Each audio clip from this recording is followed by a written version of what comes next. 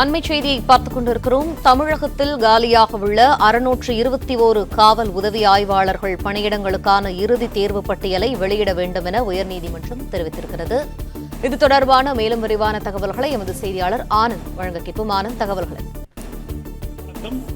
தமிழகம் முழுவதும் காலியாக உள்ள 621 உதவி காவல் ஆய்வாளர்கள் மற்றும் 129 தீயணைப்புத்துறை நிலைய அதிகாரிகள் பணியிடங்கள் விண்ணப்பங்களை வரவேற்று தமிழ்நாடு சீருடை பணியாளர் தேர்வாணையம் கடந்த 2023ஆம் ஆண்டு அறிவிப்பு வெளியிட்டது.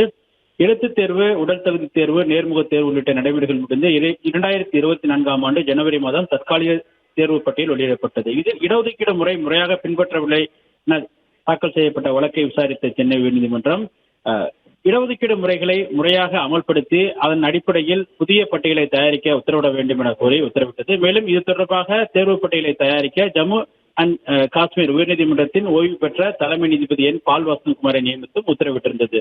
இந்த நிலையில் இந்த வழக்கு அனைத்தும் நீதிபதிகள் ஆர் சுரேஷ்குமார் மற்றும் ஹேமந்த் கவுடா ஆகியோர் அடங்கிய அமர்வில் இன்று விசாரணைக்கு வந்தது. அப்பொழுது ஓய்வு பெற்ற தலைமை நீதிபதி இடஒதுக்கீடு நடைமுறைகளை உச்சநீதிமன்ற தீர்ப்பின் பின்பற்றியும் தமிழ் படிப்பதற்கும் அதுவில் தமிழ் படித்தவர்களுக்கு முன்னுரிமை அடிப்படையிலும் அதே போன்று தேர்வு பட்டியல் தயாரித்தும் எந்த விதமான விதிமீறல்கள் இல்லை என்பது தொடர்பான அனைத்து விவரங்களையும் தாக்கல் செய்தார். மேலும் சீருடை பணியாளர் தேர்வு வாரியத்தின் இந்த வழக்கின் அடிப்படையில் அனைத்து விவரங்களையும் தொகுத்து வருகிற 30 நாட்களுக்குள் இறுதி பட்டியலை வெளியிட வேண்டும் என சீருடை பணியாளர் தேர்வாணையத்திற்கு நீதிபதிகள் உத்தரவிட்டு விசாரணையை தள்ளி வைத்துள்ளனர்.